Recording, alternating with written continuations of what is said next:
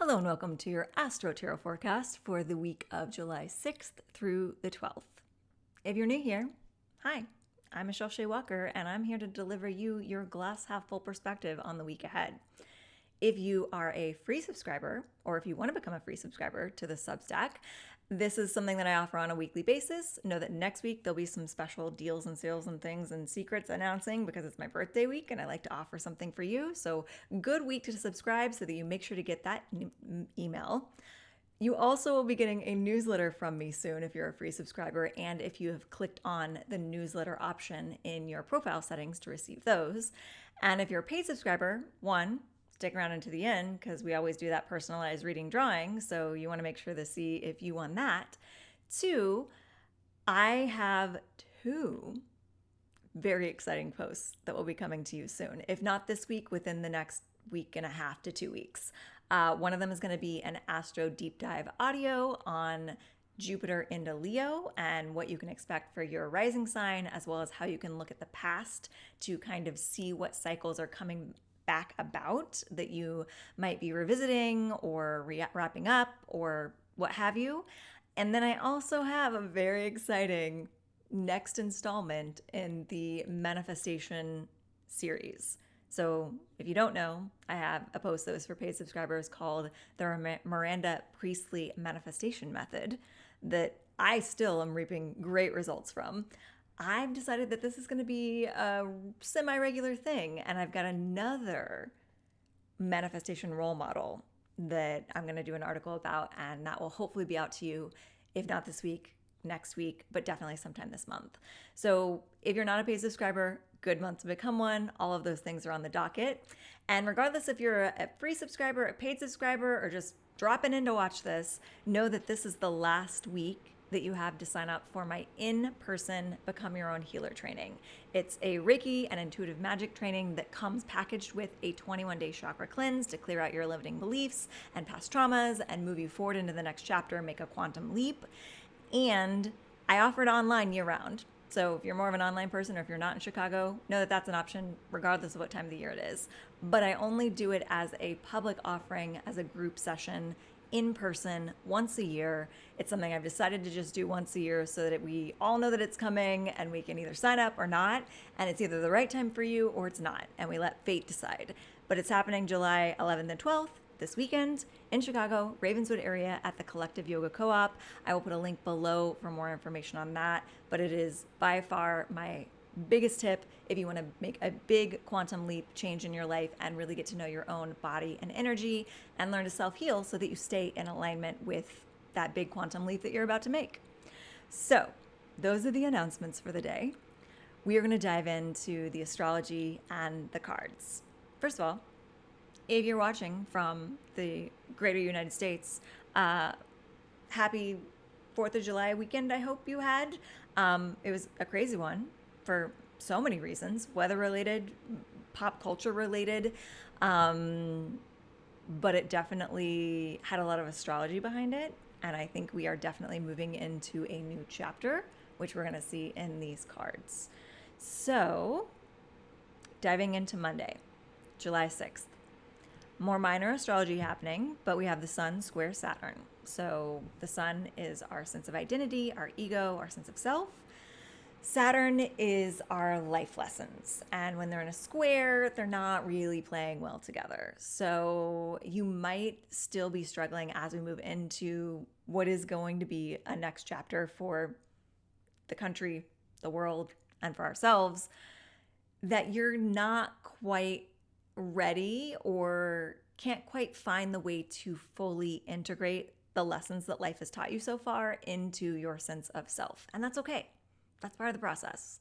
So we learn the lessons, we carry them around for a while, we grapple with them, we mull them over in our head, and eventually when we do enough things to take care of our body, take care of our nervous system, align our energy, those lessons start to slip into place, they start to integrate, they start to become part of us, as opposed to like a shadow aspect of ourselves that we're denying as part of us, or that we're ignoring, or that we feel ashamed of.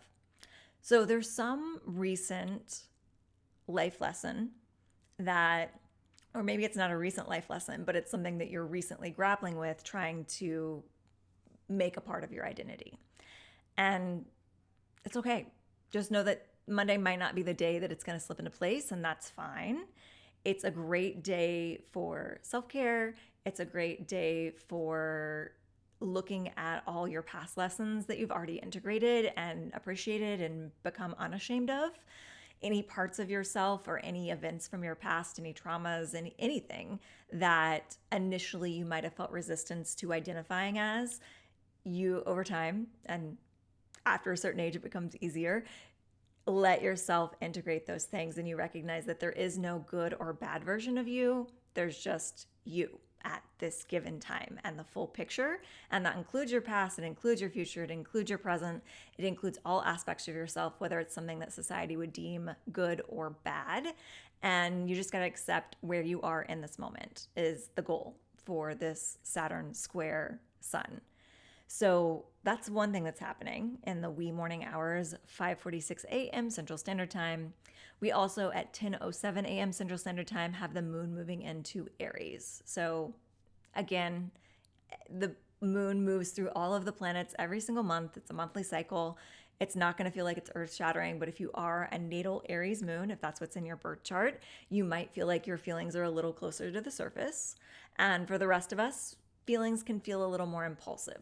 Aries has that fiery, quick fuse sort of nature to it, and you might find that things bubble to the surface much quicker than they normally would for you, unless you're a natal Aries moon, and then you might find that that happens anyway.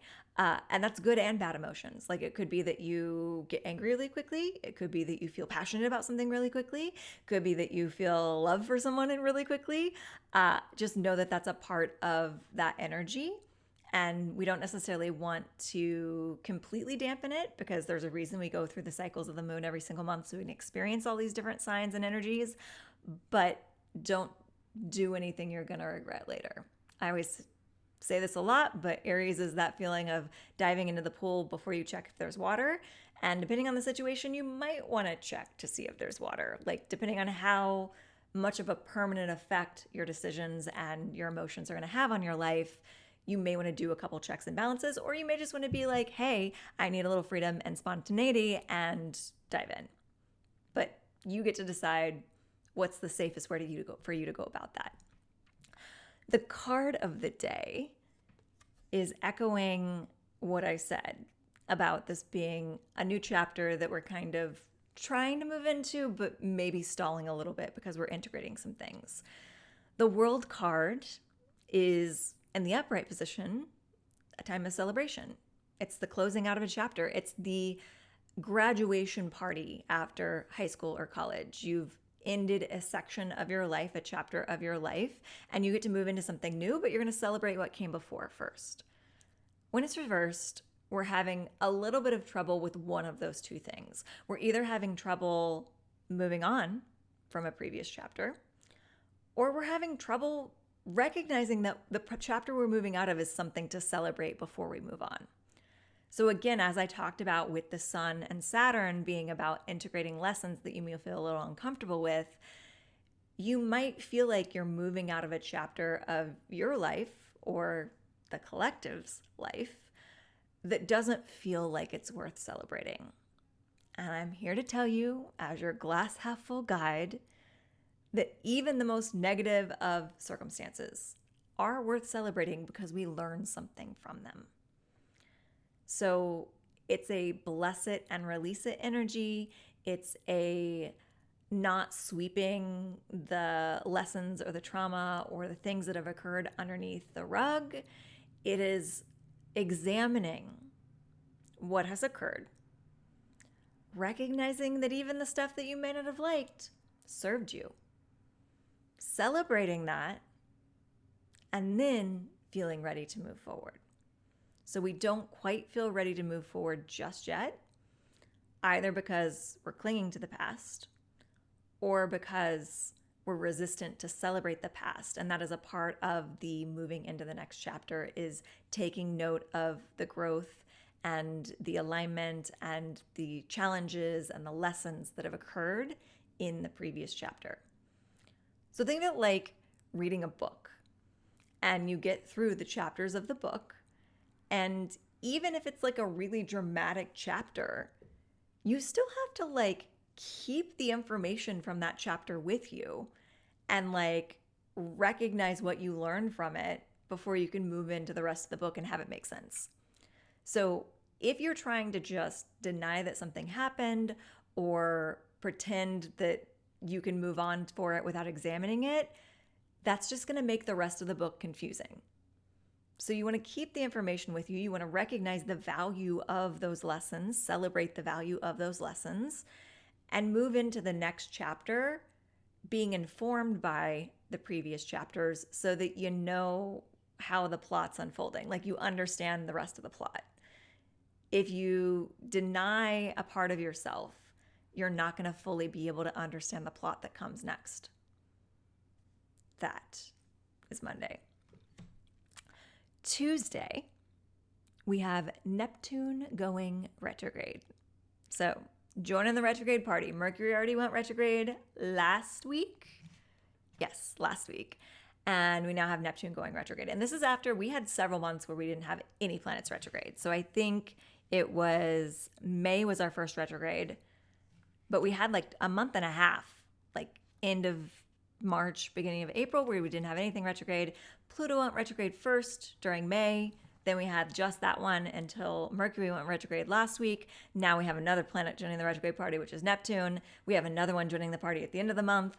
But let's talk about Neptune, because Neptune is the planet of dreams, of being able to flow and be with the intuition. And it's, the god of the ocean. So think of the ocean, what's underneath, what's above, what's movement, constant movement. Things are integrating, things are flowing, things are coming in and out, almost in a way that sometimes feels confusing, sort of like when you're in a dream. Like, have you ever been in one of those dreams where you change plot lines like every 5 seconds, and like you wake up and you're like, that was like 5 dreams in one? Or you recognize someone in the dream, but when you wake up and you think about what you saw in the dream, it doesn't make sense. Like, they don't look like what they look like in real life, but in the dream you knew who they were. There's this sort of like confusion of Neptune energy and of the subconscious that also kind of feels like if you were to imagine like a really rolling ocean and like things being turned up from the bottom of the ocean to the top of the ocean and all these different marine lives being integrated together. Someone wants to make sure that we pay attention to this message, because that was my text alert. And when I forget to silence my text alerts, that means that we need to pay attention to what I'm saying. That is this Neptune energy. So already Neptune is a bit confusing to dive deep into, especially if you're not, really used to more watery energy in your chart, or like diving into your dreams and doing dream work and things like that.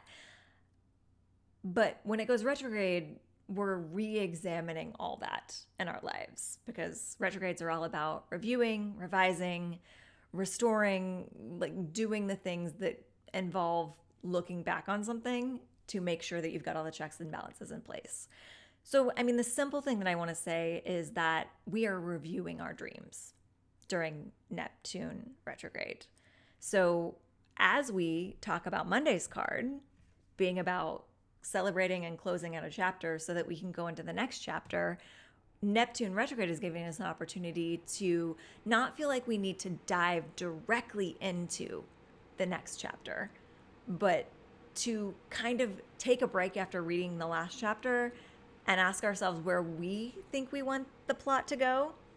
And if it was somewhere different than what we thought it was going to go at the start of the book, that's okay. Like, sometimes you need to revise your vision of what's to come next.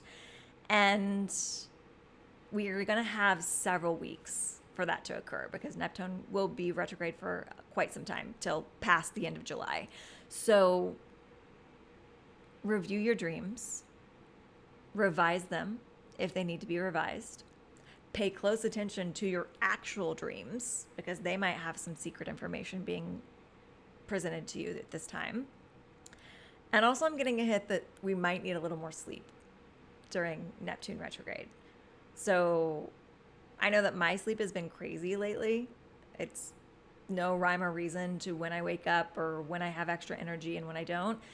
And I feel like I always get a little preview of what the collective's going to get. So I've had like a week and a half of this crazy sleep. So if that's any preview of what we're going to be going through with Neptune retrograde, prepare for some middle of the night wake ups from crazy dreams. Prepare for some couple hours earlier than you normally wake ups where you can't get back to sleep.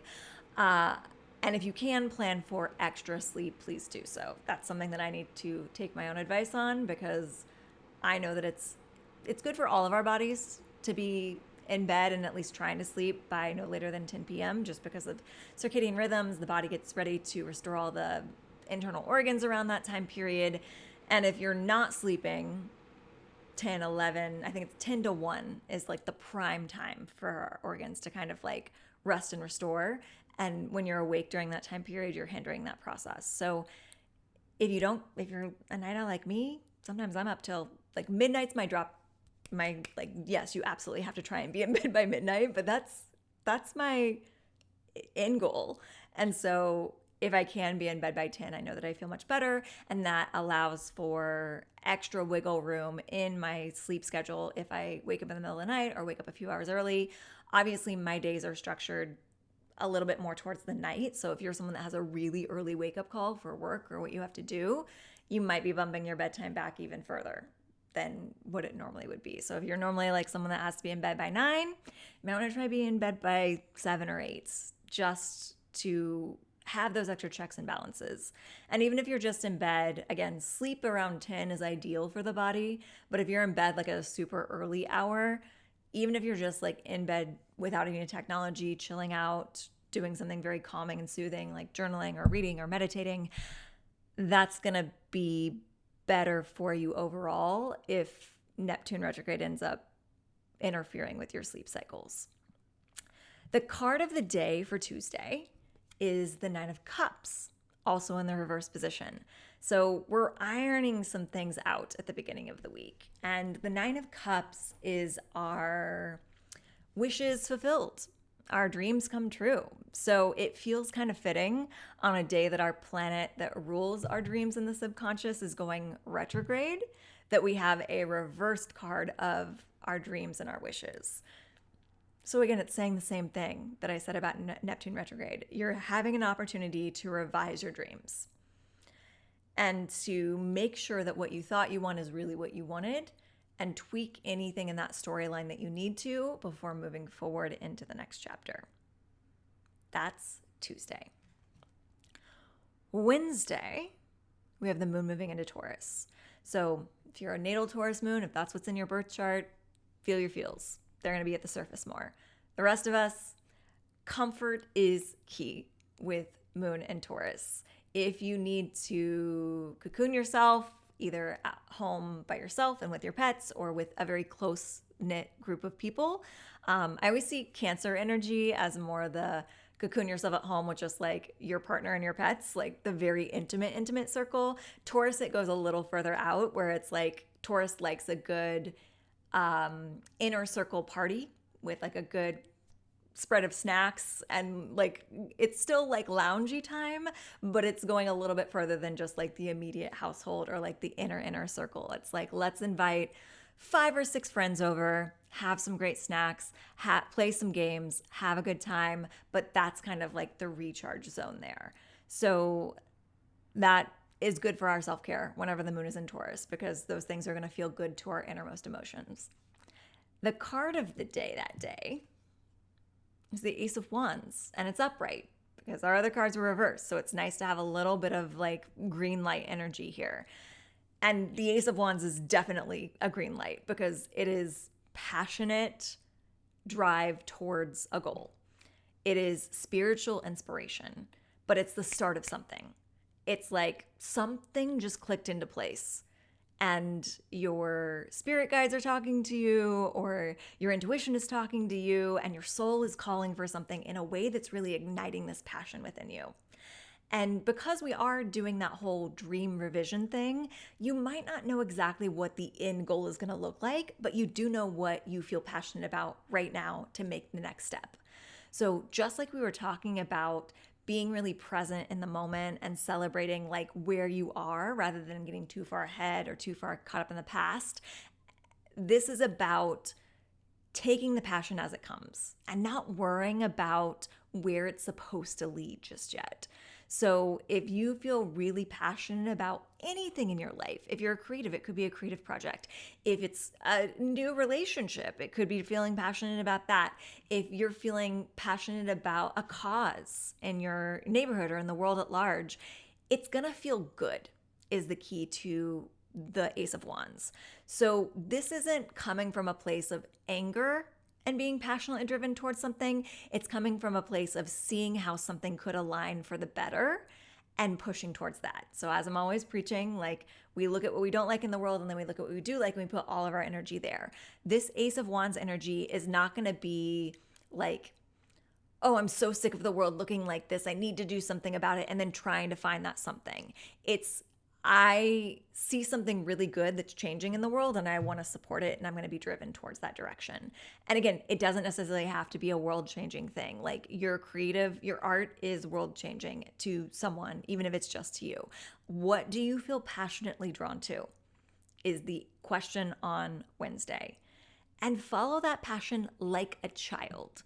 Like don't worry about how to monetize it. Don't worry about where it's headed.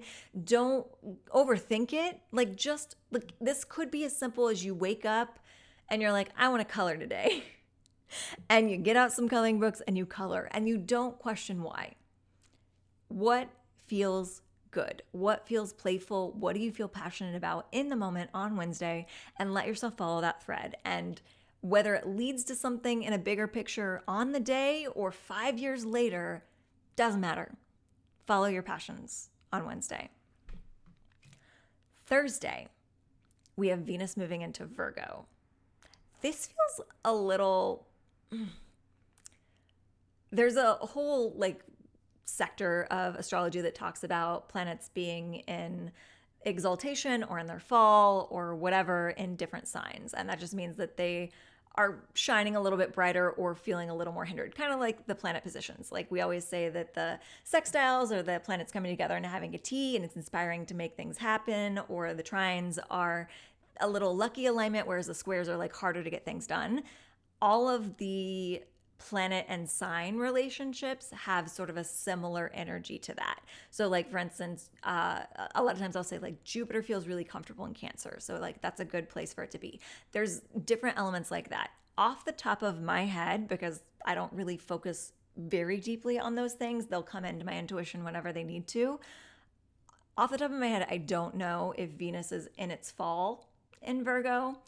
But something about this particular Venus moving into Virgo doesn't feel comfortable to me. So whether traditional astrology, because if you're new here, like I'm more of an intuitive reader of astrology, so feel free to go to the traditional astrologers to know the like full breakdown. But whether traditional astrology agrees with me or not, the energy of Venus in Virgo feels off. Like what I would talk about with the square, where it's like something's not working well together. Venus is our planet of love, beauty, aesthetic, creativity. Virgo is very grounded and organized and structured and disciplined. And maybe sometimes these energies go well together, but this one feels stunted. It feels like, what kind of analogy do I want to use here? This is not going to paint the greatest picture of this astrology or Virgos in general. And I'm not saying that Virgos are like this at all in their romantic relationships. And also everyone likes a different structure for their dating life. But it's as if you were to picture, okay, pause. We know that I get images from pop culture, from the universe, whenever they're trying to help me translate something. This particular one is from like not just pop culture, but like also real life, but also pop culture because they made a movie off of it. I'm getting images of oh, what is it called? There's a movie about Michelle Obama and Barack Obama's first date, and it's something on the South Side because it happened on the South Side of Chicago. I don't know the rest of the title, but you'll be able to find it with that information if you want to watch the movie. It's a cute little snapshot of like how they met and the beginning of their relationship. But if you watch that movie or hear the story of their first date, it feels very ambling. Like it's a very casual hang. They're like on the South Side and they go to like a couple different locations, and like it's kind of just like, okay, where do we want to go next type energy. Like they end up kissing outside of like after getting ice cream on like the sidewalk outside of an ice cream shop. But like the magic of it is that there's like so little pressure. Like she's not even sure that she wants to be on a date with him. Like he's of course being his charming self, and like there's this whole unfolding that can only happen if two people are like along for the ride, even if there's like a little bit of resistance or a little bit of hesitation or whatever. It's as if I'm looking at this Venus into Virgo for this particular chapter of our lives, where the universe wants us to just trust the unfolding and not overthink it and not overplan it and just kind of go with the flow and like see where we end up. And that's how we end up kissing outside of an ice cream shop. But Virgo is resistant to that. Virgo wants a plan. Virgo wants to know the point of this, like doesn't want to waste their time with something that's not going to end up where they want it to end up. And so there's this feeling of Venus into Virgo teaching us that sometimes the wandering, sometimes the letting go of the agenda, sometimes the not having knowledge of the end goal is where we end up where we want to be in a way that we never could have planned it. So there's going to be a bit of a fight between these two sides of ourselves while Venus is into Virgo. So it starts on Thursday. Venus doesn't take a super long time to move between the planets. So like it'll be in another, let's see. I'd say like by next month, if not the month after, we'll be moving. Yeah, because it went into Cancer. No, wait, when did it? That's not where we're at. It would be in Leo. So when did it go into Leo? Hold please while I scan my planner.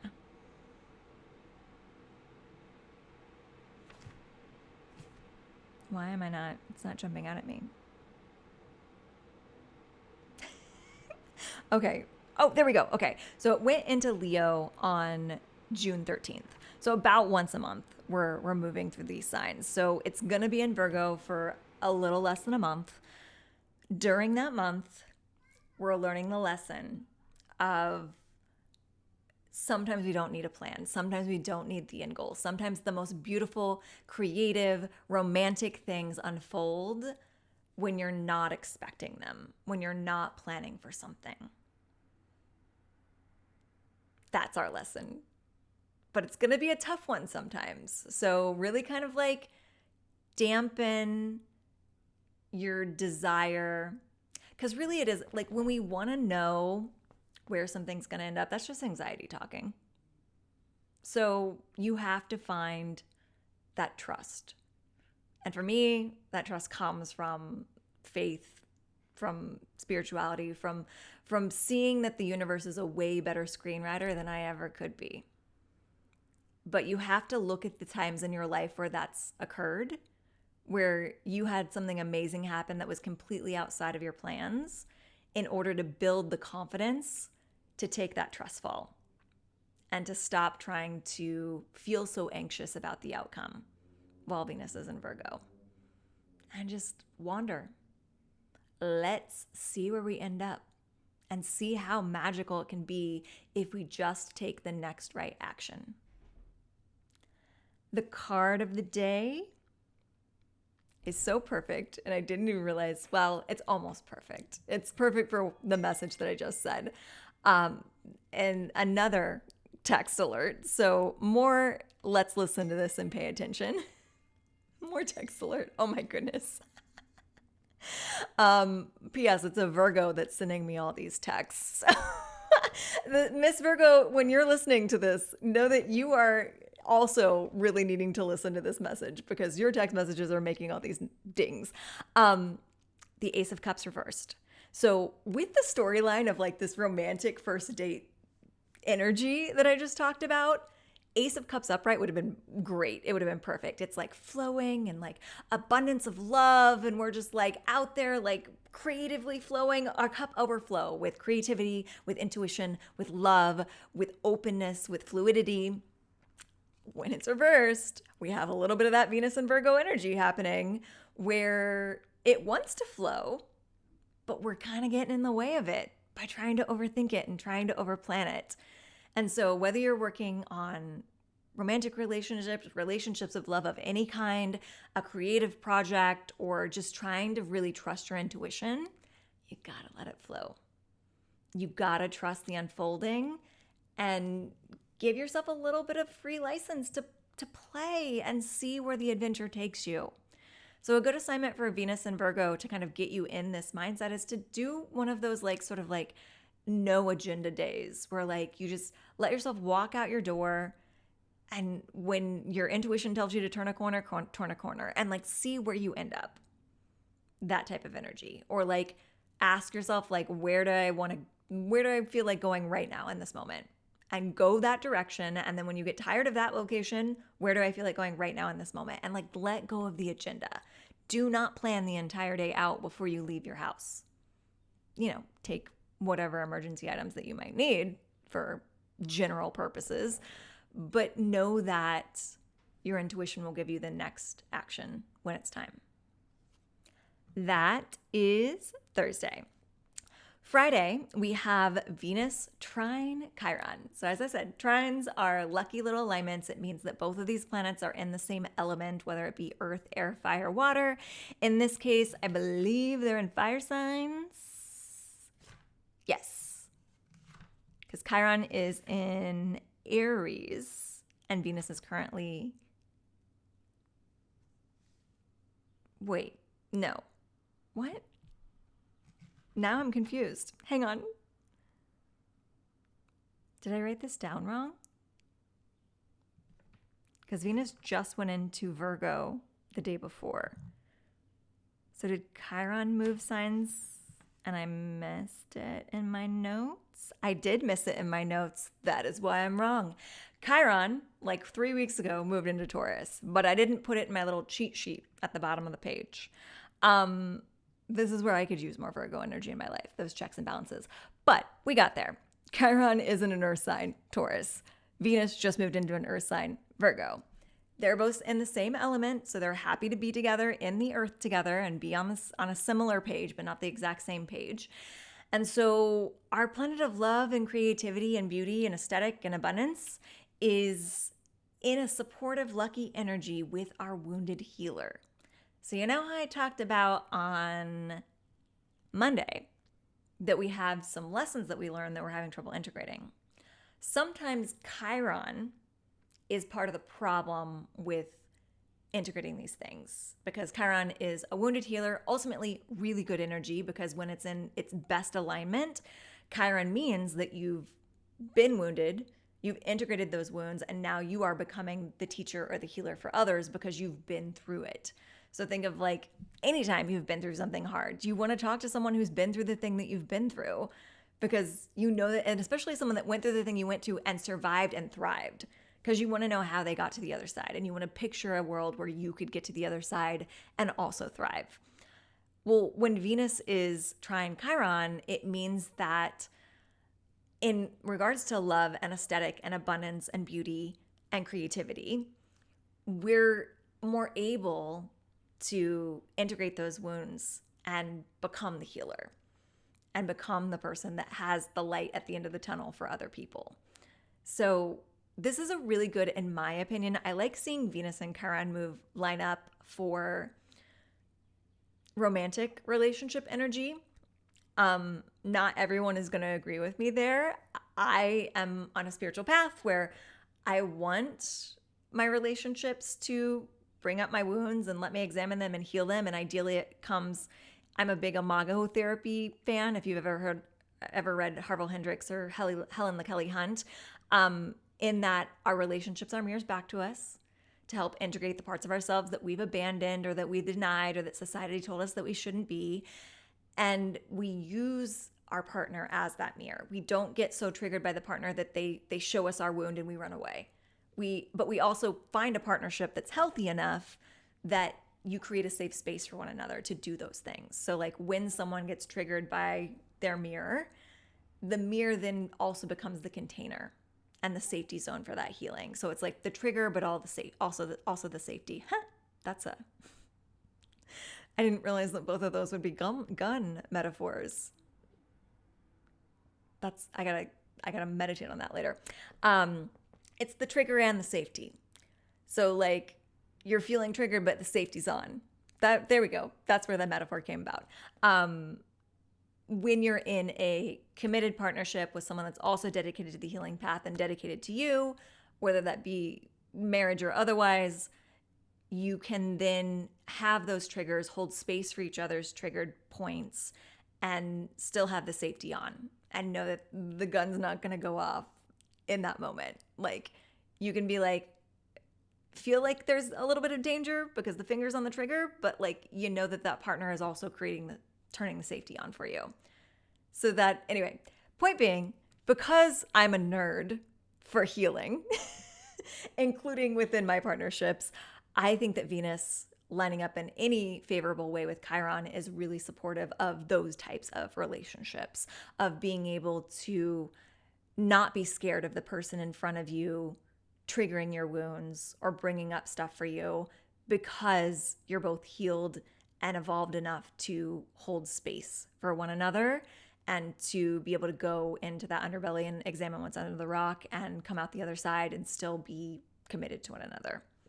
That is the energy of Venus trine Chiron.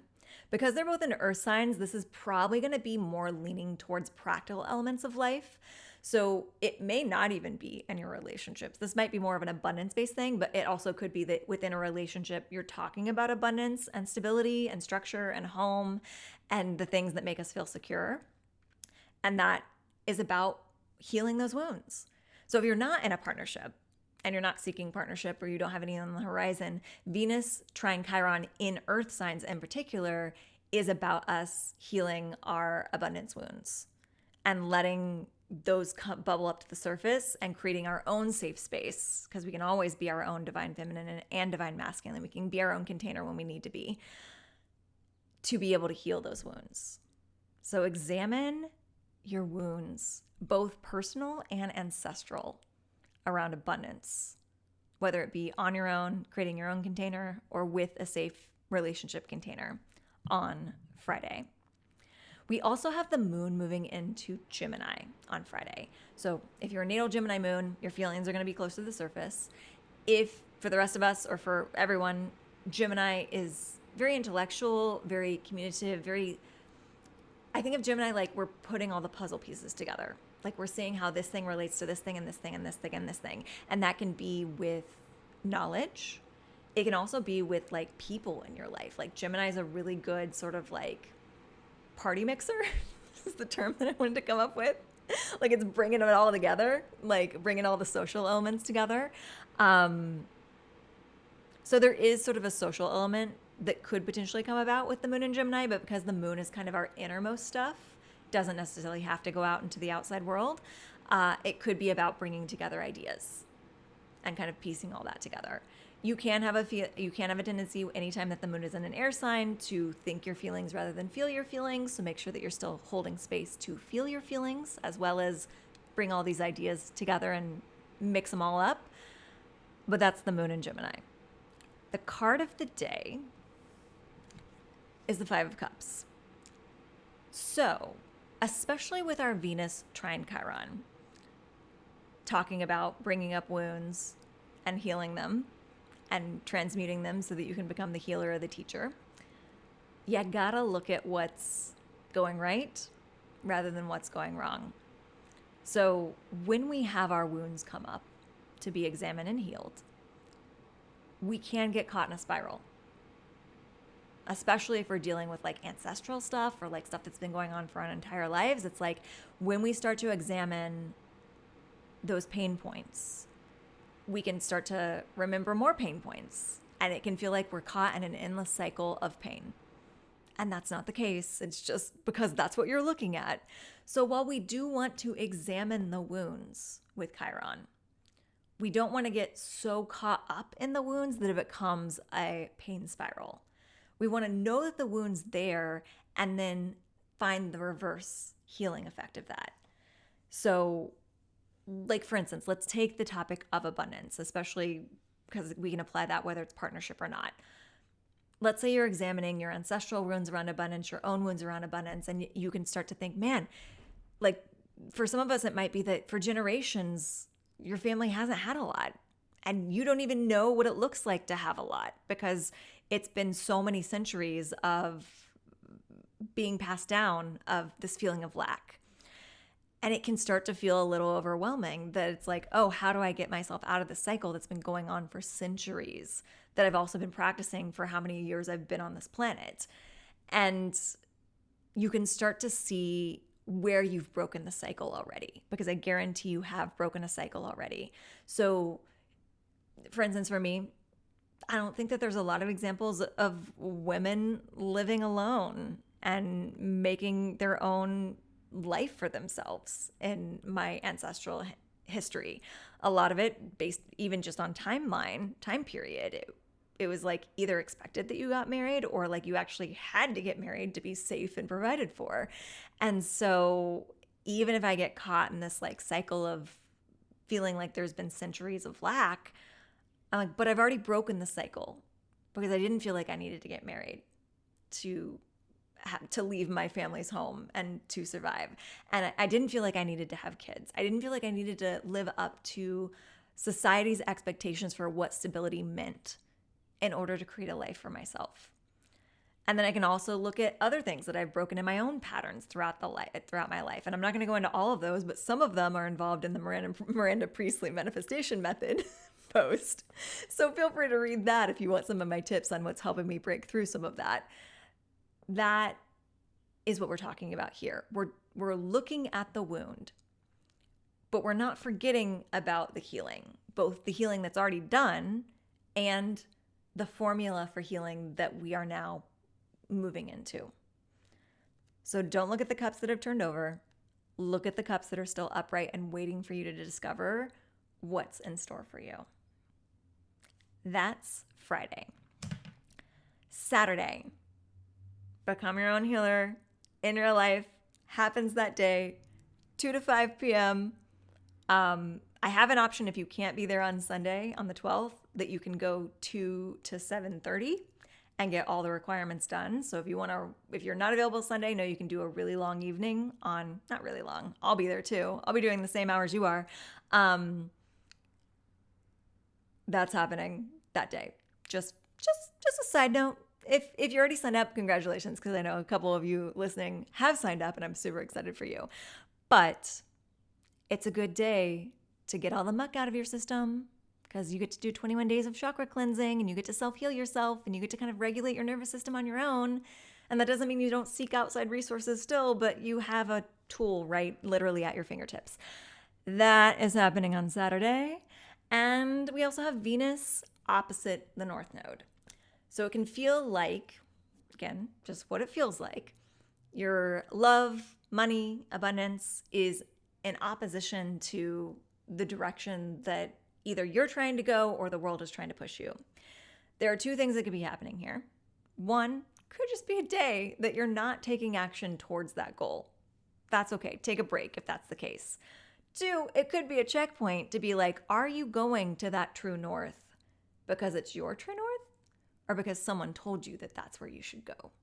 And if that's the case, you need to use your creativity, abundance, intuition, and love to course correct and figure out what your true north is, because something's fighting against one another. So could be something you need to fix, could be something you just need to take a break from and focus on something else.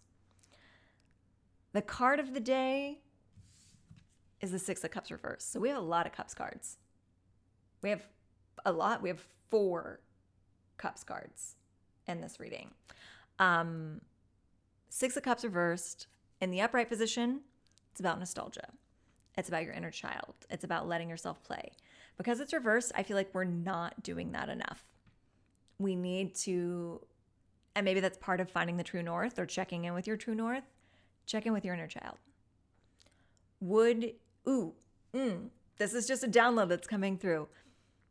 If you have if the Chiron stuff you were dealing with the day before hovered around a particular wound that happened at a certain age in your childhood, it's not going to be for everyone, but for some of us, if you're like, hey, I know that I am blocked in my creativity because my third grade teacher told me that I wasn't good at art, then you can go back on Saturday in your mind and heal that wound, like interact with that inner child. Ask that inner child before that wound what they want to do with your life, with your direction, with your true north. And if no one had ever told you that you couldn't do it or that you weren't good, what would you want to do with that path? And that'll be enough to flip this card over. But we need to send our inner child some love and also give our inner child some agency over our current direction on Saturday. Sunday, second half of Become Your Healer in real life, because it's split into 2 days if you can do Sunday. And again, if you can't do Sunday, you got an option for Saturday. 4 to 6 p.m. is when we're doing the practice healing session for Become Your Own Healer. And right in the middle of that time period, so for those of you that'll be there, Moon's moving into Cancer. How appropriate for a time of healing. If you're a Cancer Moon, you always feel your feels, so I'm sorry, you're going to feel them even more.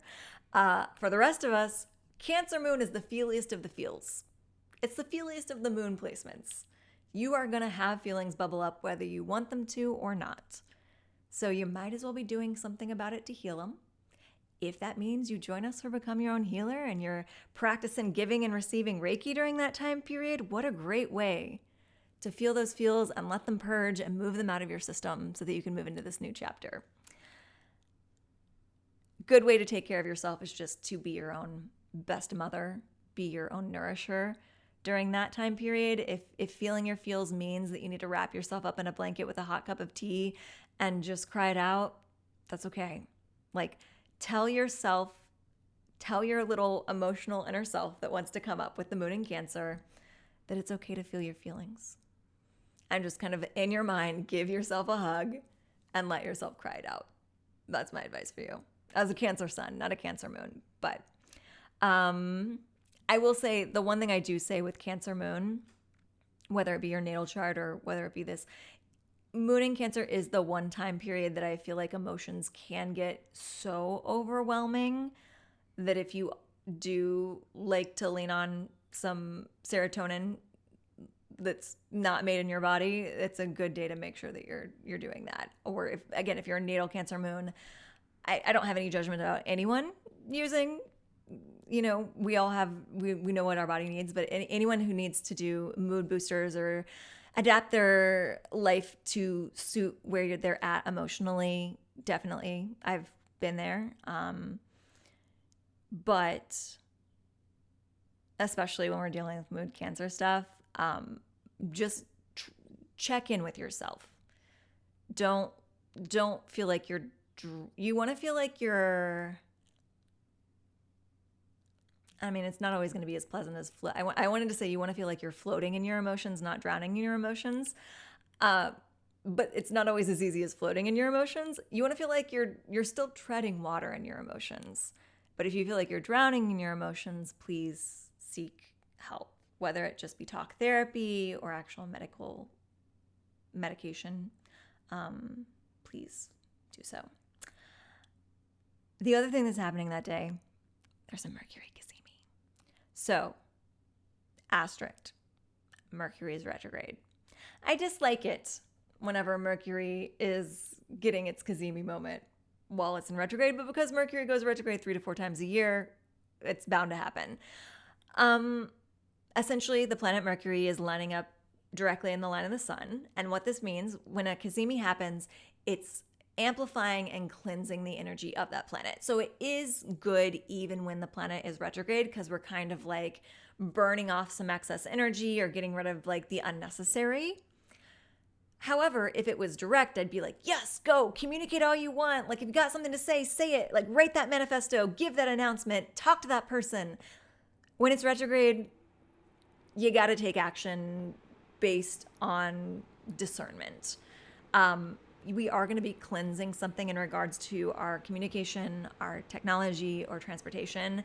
It's going to be clearing some of the energy that doesn't need to be there.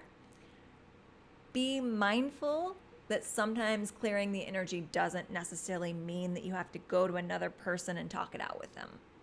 That's my sort of caution disclaimer for a Mercury Cazimi while Mercury is retrograde. Because you may feel like, because there's like this booster shot to our communication when Mercury Cazimi happens, you may feel like you have so much to say to this person that did you wrong, or even to a person that you like, or, you know, an idea that you have. Again, the images make me laugh. I'm getting the image of like sort of like a Wolf of Wall Street, or like any cocaine scene that you've ever seen in a movie where people have like just crazy insane ideas. They're like, yeah, and then we'll do this. Or like, I think there's an Always Sunny episode where they've got like a bunch of ideas while they're on cocaine or something. That's kind of Mercury Cazimi while it's retrograde. Like, you're gonna have all this momentum to want to communicate some idea, and it may not be in the best alignment to share it with other people, but that doesn't mean you can't.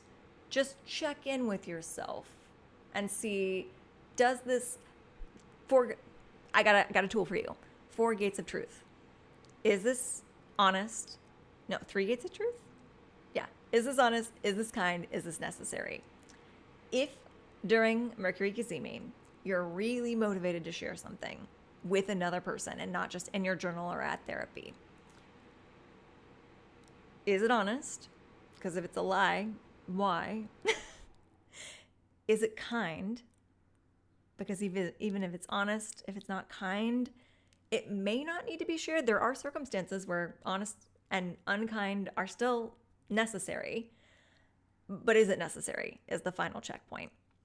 So it has to be at least 2 of those things, ideally all 3. Again, rare circumstances, you can get by with 2, but ideally honest, kind, necessary.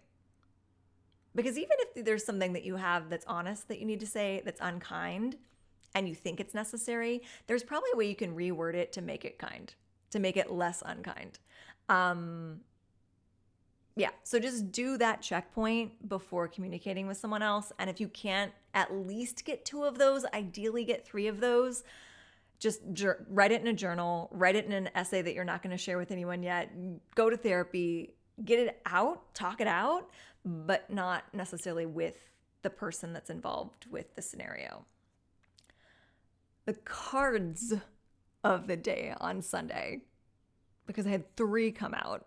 And I was like, that's too many. And then I was like, my intuition was like, no, it's not. You need all of these. And then I looked at them and I was like, you're right. We do need all of these.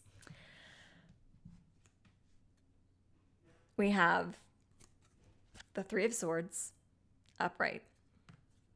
Betrayal, heartbreak, disappointment, something not going the way that you planned, which is, as we covered earlier, sometimes the root of the whole problem if you were planning too much of the outcome. Something didn't go the way you planned. The Star card reversed. There's now a need for healing, but we're not quite going about that healing, or not sure how to go about that healing. And I think that's part of that communicating, but maybe not communicating to the person that did you wrong with Mercury Cazimi in retrograde. And one of the secrets to that is the 4 of Swords reversed, which in the upright position would be letting go of the outside world, going within, meditating, journaling, doing some inner reflection, forgetting about the opinions and the conversations with anything outside of you, and focusing on your relationship and your connection to yourself and finding that eye of the storm within you. So because it's reversed, we're struggling with that and we need to turn it upright. So when whatever Mercury Cazimi stirs up in you, comes forward, which it does happen at 8:25 p.m. Central Standard Time on Sunday night. So if you're really lining up with the energy of the planet, you'll probably feel it before, but it might be more of an evening thing, and it might even bleed into the next day. So keep this in mind for next Monday as well. It feels like there's something that didn't go the way that you wanted it to. And you're going to get real motivated with Mercury Cazimi to talk about it. And if there's someone else involved in the thing that didn't go as well, if someone betrayed you, if someone let you down, if someone disappointed you, because Mercury's retrograde, it may not be the best day to communicate with that person. But you know what it is a good day for? It's a good day for figuring out how you heal from it and tuning out the outside world and meditating and journaling and going to therapy and finding that calm inner eye of the storm. Because you know what happens when you find that calm inner eye of the storm? When you meditate on a regular basis, when you're constantly self-reflecting, when you're letting go of resentments and you're letting go of betrayals and you're letting go of judgments, you can show up in the world with love, even for the people that have done you wrong. And then when you know you can show up for a conversation in a place of love and not feeling betrayed, then you could, in theory, have a conversation with someone because it's coming from that place of love and that calm inner center. Because when you find that calm inner center, you're not showing up to this conversation wanting the person to apologize or needing anything from them, because you've already found that calm within yourself. And usually when you find that calm within yourself, you usually don't feel like you need to talk to the person anymore, because that's just going to throw a wrench in the whole thing. But if it is a conversation that needs to be had, find your eye of the storm first. Go into it knowing that their reactions, their offerings to you, whatever they say, is not the point. If you still feel like you need to share your truth without trying to change them with your truth, you can. But again, most of the time, you just got to let it go, because they're probably not going to respond the way that you secretly at some back recessive corner of your head want them to. And you're going to have so much more peace having established it on your own. There's a cardinal outside my window. Than if you are trying to find some sort of reaction from the other person. That is our week. So lots of healing before we can move into this next chapter, guys. I hope that it serves you. If you want some help healing things, I'll say it one more time.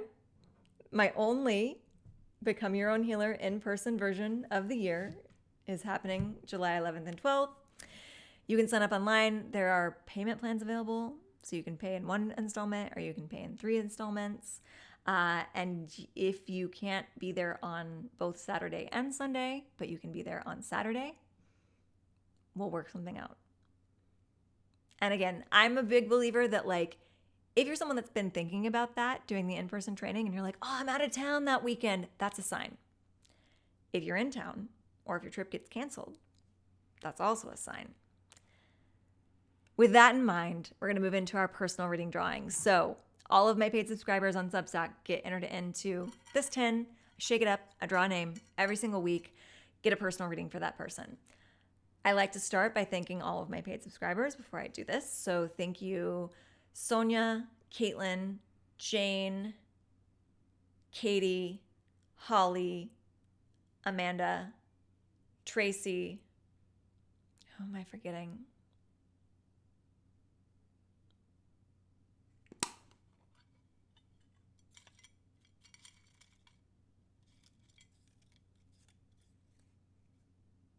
Paula. Thank you to my paid subscribers. Sonia, you won last week's reading. So if you didn't see last week's reading, which, by the way, last week I had a little Mercury retrograde snafu with the recording. So if you watched last week's reading just on the main screen, it did cut off before the end of the personal reading, but I put the personal reading as a video link in the description of the post. So if you were wondering why last week's reading cut off soon, it's because you needed to actually read the post to see the rest of it, and I explained it there. I do put interesting information sometimes in the actual post. So like, while I'm happy you guys are listening to the videos or watching the videos or listening to the audios, you can also read the post. It's a whole package. But yeah, so Sonia, if you didn't watch last week's reading, know that the first part of your personal reading is at the end of the main video, and then the last half of it is in a video that is embedded in the actual post itself. And that means that you're not entered into this week's reading because we only do 1 week in a row, or we don't let anyone win 2 weeks in a row. And we're going to shake it up.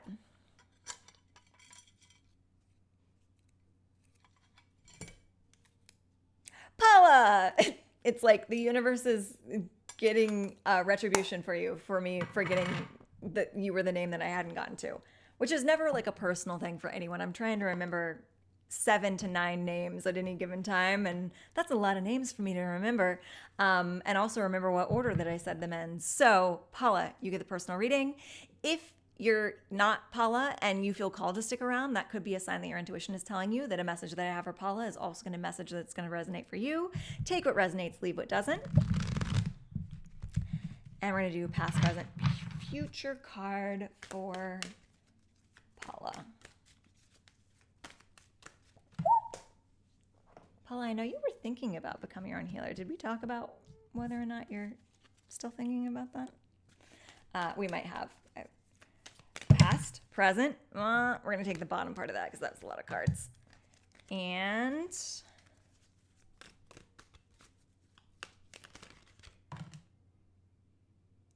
I had one jump out and one flip over. I'm going to take the one that jumped out. Okay.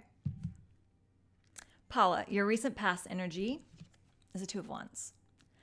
So this tells me that you've had a choice to make in the recent past between 2 paths, 2 passions, 2 sort of grander pulls in life, like life path. You're in a fork in a road, basically, with the 2 of Wands. And the message of the 2 of Wands is always pick the path that looks like it's the most ready for you. So like if you're at the fork in the road and one path is covered in brush and has a bunch of like overgrown trees across the path and you have to like machete your way through it, and the other path is clear and clean and you can see straight to the end of it, maybe pick the one that you can see straight to the end of it. Because the wands are about passion, you're also wanting to make sure that you follow the one that feels the most ready. So if you feel like getting out the machete and hacking through the woods and that feels exciting to you, awesome. Take the one that has the machete hacking. But if you feel like just having a nice, lovely stroll that direction, and there's no right or wrong answer to that, only you can tell what your passion is drawing you towards. But the thing that I always like to remind people with the 2 of Wands in particular is this card is never about a one or the other for all time. A lot of times the 2 of Wands is about follow the passion that's the most ready for you now, and the other passion will probably, if it's for you, show up later down the line. So this is almost like when you hear people talk about like their success stories, and it kind of is like they're over here doing this one profession and then they go into a completely different profession, and then they go into a profession that combines like everything together. You can't plan, again, the lesson of this week's reading is like you can't plan for the ambling. You can't plan for the ultimate storyline that you're meant to follow. And so the 2 of Wands is like, just follow the one that feels like the most fun. Because even if you don't know where it's going to lead you, it's going to lead you where you're meant to be.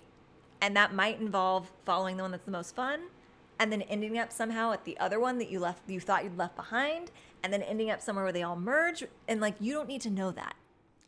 So I hope in the recent past that if you're still facing this choice, the answer is follow the one that's calling to you most right now in this moment. But hopefully that's the decision that you made. The present card, a little bit of fallout from that. It's to be expected because society tells us that we get punished for following our passions. The 5 of Pentacles is a card of stress around financial stability and like stability in general. It can be some uncertainty around where you're going to be living. It can be uncertainty around the job. It can be uncertainty around like savings and abundance in general. So like maybe you have a job, but like your savings is dwindling, or maybe you don't know where you're going to move next, but the job is like, there's some of these things might be in place and then other things are making it feel less stable. So the secret behind the Five of Pentacles is always that there's support around you that you're maybe either taking for granted or like not looking at. So the story of these characters on this card are these two individuals like shut out in the cold. They don't have anywhere to stay. They don't have anywhere to go. They don't have any money to their name. And what they don't realize is that there's this building behind them that's usually depicted as kind of like a church-like building that can provide sanctuary for them, that can provide some sort of abundance and stability for them. And for all of us, when this card comes up, it's going to look different. Sometimes it's just a matter of tweaking your attention slightly, and that you've been stressing so much about the thing that wasn't going right that you're forgetting about the abundance and stability that still remains in your life. So if like you don't know where you're going to live, but you have a good job and you have a good savings, like turn your focus to that and like know that it's going to work out. If you're kind of more rock bottom with all of those areas, like where you're going to live, the job, the savings, there's probably either physical or spiritual support surrounding you at this time that you can turn to if you want. So like not everyone has family that they can go to for like financial help if they need to, or some people just don't want to do that out of stubbornness. But this is kind of telling us that in theory, you have resources available to you. And if it's not a physical person or place or thing that you can turn to, your spirit team is there. So that's another thing that I talked about in the Miranda Parisi manifestation method. So if you need to create a spirit team to help you find this abundance and security and stability, turn some of the stress that you're feeling over to someone else in a way of asking for help, whether it be physical help or spiritual help. That's your present message. And then the future message is the Temperance card in the reverse position. So I would rather see this in the upright position. It means that you're like creating alchemy and like putting one foot in land and one foot in water, and like you're doing all of the things and you're making the impossible impossible seem possible. It's like you're juggling all these different things and it looks effortless. When it's reversed, you probably are going to be in the near future doing a lot of stuff that looks effortless, but you might be a little caught up in the effort behind the scenes. So again, I have you come back to that original message of like, there is support around you, whether it's physical or spiritual. If you have too much on your plate in the future, hand it over to a higher power, delegate it to someone else in your life. You do not have to do all of it alone. You do not have to carry all of the burdens alone. And again, even if you feel like there's no physical support around you, there's always a spirit team waiting to assist you. So I hope that serves you well for Paula and anyone else who listened. If you want to sign up for Become Your Own Healer in real life happening this Saturday and Sunday, I will leave a link for that below, and have a lovely rest of your week.